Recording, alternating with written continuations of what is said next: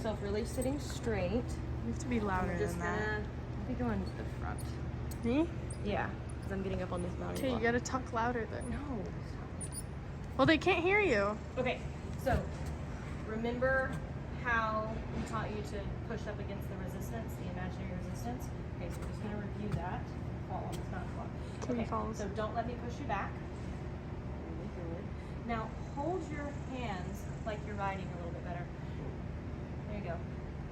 Remember how you want to grip. I'm going to grip with this here and the thumb on top of that. Make little roofs.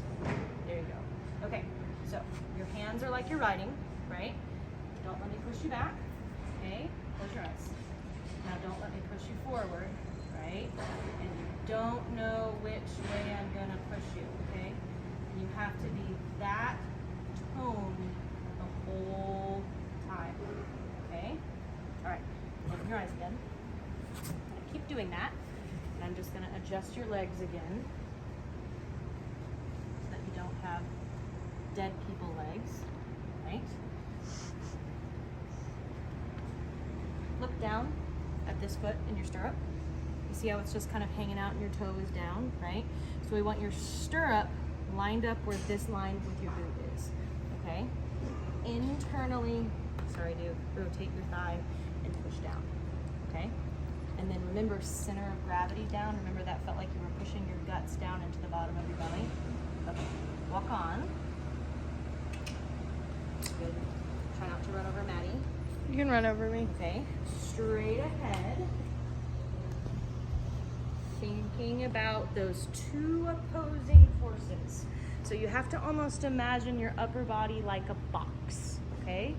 And you've got a front side, a back side, and a left side, and a right side of your box. Duke has to live in the middle of that box, okay? So you're gonna do a 20-meter circle left at B. So you see where the second cone is after B? That's where you're gonna start turning towards your center line cones, okay? Now now you start turning left towards your center line cones, okay? We'll go slow and then we'll do this at the trot, all right? Now notice your center line cones. Your center line cones are just off to the left side of the letter. You're gonna go on the inside, yes. Good. There you go, and then you leave the wall, okay? And then you head towards your center line cones, and notice these two cones are just about 2 large footsteps to the left of R, okay? Now you're headed back to the first cone, that's before B. Keep turning, turning, turning, turning. She's gonna leave the ring. Remember, this is a circle, not a square. Good. Okay, you're gonna go straight ahead now, whole arena. When I say whole arena, that means stay inside our dressage arena, okay? Okay, so think about your box real quick, your upper body. Duke has to be expected to live in the middle of it, but he has to know what he's supposed to live in the middle of, right? So you have to have a definite front wall, back wall, left wall, and a right wall, okay? You've got to make that with your body. You've got to make that with your legs. You've got to make that with your reins, okay? So on the next long side after you make this corner, let's make a good upward transition to posting trot. Now remember the rules. If Duke doesn't listen to your aid, you must apply a correction, and the correction would be a whip tap, okay? Good, well done. Yeah, there might have been a little correction there, but not bad. Good, straight ahead. Now, as you're posting here, make sure that you still have a box and it looks like you do. Good. Make sure your elbows are back towards your body. You told me once that that felt really awkward for you, and I said, good, keep having awkward elbows. If that's what it feels like, that's what we're gonna call it. Good job, Anna Kelly. All right, straight ahead, we're gonna make a 20-meter circle left at B. So you're not gonna leave the track until the little cone after B. So now you start turning towards your center line cones. Good. And now you're heading towards the first cone before E. Make sure you got enough left leg on. And you're not gonna leave the track until the second cone after E. Good, now you're headed towards the center line cones. Very good. And now you're headed back towards the first cone next to B.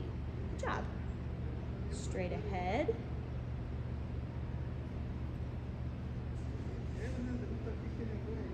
You're gonna go HXF, change rein across the diagonal. Remember that? Okay, you know where H is?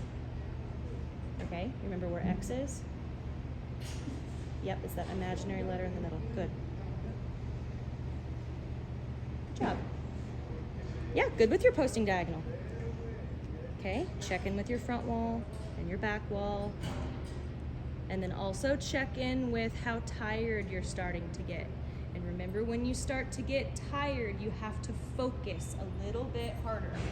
There you go, because if you start to get tired and you become a potato, Duke's gonna become a potato too. And then the both of you are potatoes, and that's not good. It's never your turn to be a potato. Okay, straight ahead, we're gonna do a 20-meter circle right at E as in Edward. Okay, so you're gonna make your first turn at the second cone after the letter. Good. Towards the center line cones, you're noticing that they're just to the right of P, about 2 large footsteps. Good. Now, whenever he starts to reach his neck down like a good boy and he starts to make himself round, remember we want that, but he's not gonna do it if he's allowed to pull your body forward. That was a really, really, really good circle. Straight ahead. Very good. Okay. At M, you're gonna make a transition to medium walk. Make sure he stays on the track. Make sure he stays on the track. That's what your right leg is for. Good job. I see you working with it. Okay, at M, transition to medium walk. And go straight ahead. Okay. Now that you're walking, you want to take a quick moment, adjust your legs. Remember what it felt like when I kind of pulled on them and put them into position. Good, and I like that you're keeping Duke marching. You want to make sure that you still have a front to your box, a back to your box, and 2 sides to your box. And that Duke's nose is in the middle of his 2 front legs. Good. Now, when you get to the letter F, do you see F? You're going to ask him for trot. If he doesn't listen to your legs, you're going to give him a light touch with the whip. But I think he's going to listen because he's already been kind of telling you he is. Good. Very good, Emma Kelly. Good. Check your posting diagonal. Well done. Okay. We're going to go straight ahead. You're going to make a 20-meter circle right at E again.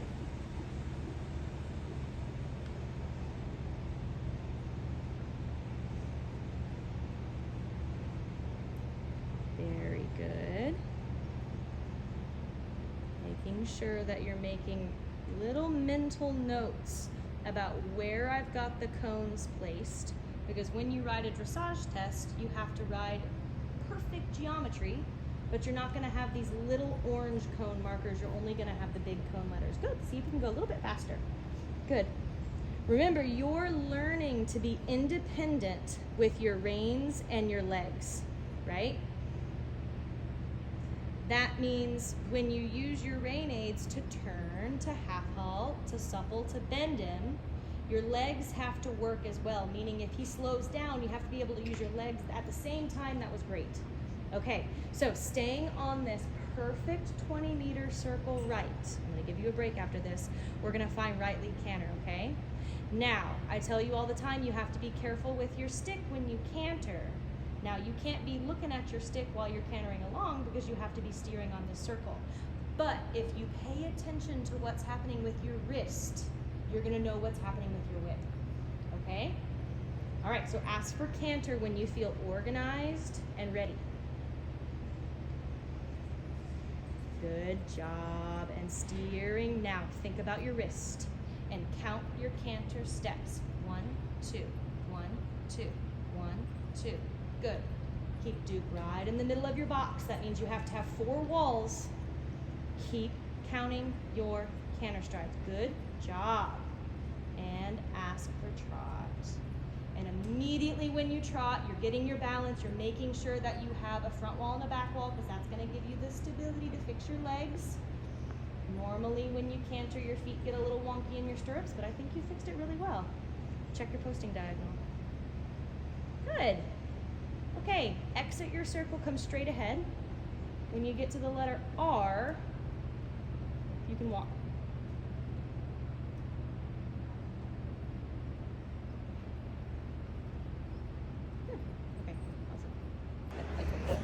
Okay, so hold on. Before you get on, you need to check both of your stirrups.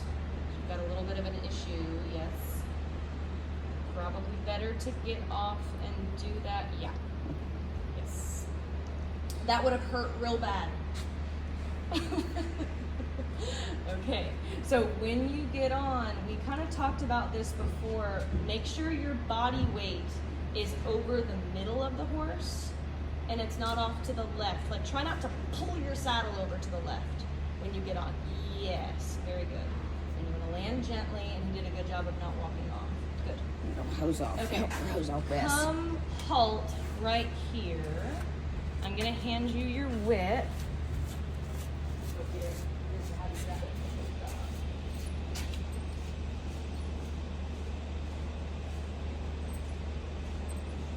We're just gonna revisit really quick. Okay, so before I hand you the whip, you know how yesterday I was the one that kind of pushed on your body and I moved your legs around? I want you to do that to yourself today. So I really grabbed your thigh, I tucked it, I rotated it in, and I put your leg down. I want you to do all of that. You can't grab it. You can take this hand, reach around, and grab your thigh from the back. You pull your thigh, pull your muscle. Do whatever you think you should to get your legs to feel like they do when I organize them. That's right. It sometimes takes a bit of wiggling around. Okay, that's looking better. All right, now let's revisit how you hold the reins. That's right. And remember, you grip between your thumb and your pointer finger. This needs to be a little bit more inside your palm there. So you're gonna grip here, and the inside of your hand stays soft, but your fingers stay closed. Okay? Now you're gonna hold the whip. Good. All right? And your thumb, you did the right thing. Your thumb goes right on top of the whip and the rein right underneath the whip. Right? Okay. Now notice how you're in a pretty good shape right now, and your whip is just laying across your thigh perfectly like that. Okay? Yesterday I said be real careful that you pay attention to your whip and it's not flapping around like that, because Duke's gonna notice it. And normally when I say that, you look back at it, right? If you can pay attention to what your wrist is doing, you make sure that your rein is in your hand the correct way, your thumb is making a little roof, you're gripping everything between your thumb and your pointer finger, your whip is gonna stay where it should be. If your wrist starts doing all sorts of crazy stuff and you change your angle of your wrist like this, see how your whip waves around, right? So if you pay attention to what's happening with your hand here, back here is gonna stay out of trouble, right? That's how we know when the whip, where the whip is and stuff like that, is because of what's happening with our wrists. Okay, go on. And if he doesn't, give a little touch. There you go, good job. As trying to make little fixes more often so you don't have to do big crazy fixes, right? Very good. And you're telling Duke if he wants to stretch down into the bit, that's wonderful, but your body is not an object he can pull on, because he will be very mischievous and he'll try. Good job. There we go. So this is where you have to pretend I'm pushing on your back and I'm pushing you forward. You know what that felt like, and you were surprisingly strong when I pushed on you. So Duke is doing the pushing right now. Every time he drops his neck, you have to be unpushable. Very good. And he's a pretty good boy. Once he realizes it's not worth his effort to push on you, he's gonna stop doing it. Good job. Well done, Emma Kelly. Good. Check on your feet and your stirrups. Check on your upper body. Good. Remember, your upper body being toned gives you the availability to keep, gives you the balance to be able to, maneuver your legs and keep your arms steady. Without that tone in your upper body, you end up being a wiggly object. Very, very, very good. Okay, let's go straight ahead. Let's ride a 20-meter circle at E. Remember where the cones were yesterday. So you turn a little bit after the letter, and now you want to check and see where you are in relationship to P. Good. Now you want to get to the rail slightly before B. And you want to hang on the rail slightly after. Good. Not too long. That's more of a square. Good. And then you want to see where you're at in relationship to V. And then you're gonna get to the wall right up before E again. Now let's do a second circle. So when you get to center line and you're looking at P, you wanna make sure you're 2 big footsteps to the inside of the letter. Good job. This is looking pretty good. And then whenever you get to center line, that was a much better turn. You wanna look at V. Make sure you're 2 big footsteps to the inside of it. This is well done. And straight ahead. Good. Okay, sit up really tall. Fix this inside leg. Your toes a little bit pointed down. Can you push your heel down and bring this leg forward? Good, I'm gonna give you a break in a second as soon as I see you make this good fix. Okay, that's better. Okay, make a good downward transition to walk. And then you can come over here and get a sip of water if you need it. You need water? Yes. Okay. I'm running